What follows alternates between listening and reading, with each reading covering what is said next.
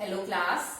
आज मैं आपको हिंदी व्याकरण में पाठ 5 शब्द विचार के विषय में पढ़ाऊंगी कि शब्द किसे कहते हैं या शब्द कैसे बनते हैं।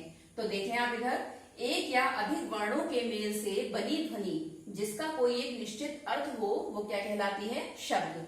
अर्थात एक निश्चित अर्थ को प्रकट करने वाले वर्णों के समूह को हम शब्द कहते हैं।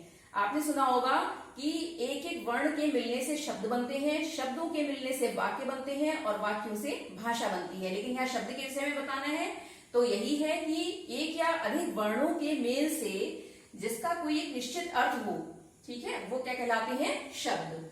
आगे देख लो आप शब्द के भेद। सबसे पहले आप इसका एक उदाहरण देख लो। जैसे सीता पुस्तक पढ़ती है, तो इसमें 4 शब्द आए हैं। सीता पुस्तक पढ़ती है, तो ये क्या है? चारों शब्द हैं, ठीक है। और इन शब्दों का निर्माण कैसे हुआ है? वर्णों के मिलने से। आगे है शब्द भेद, अर्थात शब्दों को 4 भागों में बांटा गया है। कौन कौन से 4 भाग हैं इसके?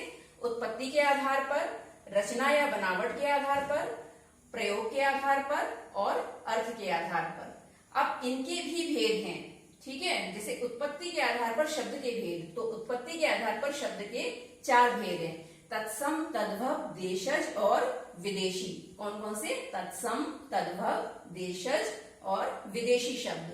अब है रचना या बनावट के आधार पर शब्द के भेद। रचना या बनावट के आधार पर शब्द के कितने भेद हैं? 3। रूढ़ शब्द, यौगिक शब्द और योग रूढ़ शब्द। नंबर 3 पर आता है हमारा प्रयोग के आधार पर शब्द के भेद। तो प्रयोग के आधार पर शब्द के कितने भेद हैं? 2। विकारी शब्द और अविकारी शब्द। आगे है अर्थ के आधार पर शब्द के भेद। तो अर्थ के आधार पर भी शब्दों को 5 भागों में बांटा गया है। कौन कौन से? एकार्थी शब्द, अनेकार्थी शब्द, विलोम शब्द, पर्यायवाची शब्द और समश्रुति भिन्नार्थक शब्द। तो आज मैंने आपको शब्द विचार के विषय में बताया है कि शब्द किसे कहते हैं, शब्द के कितने भेद हैं। अगले वीडियो में मैं आपको उत्पत्ति के आधार पर शब्दों के कितने भेद हैं इसके विषय में बताऊंगी। धन्यवाद।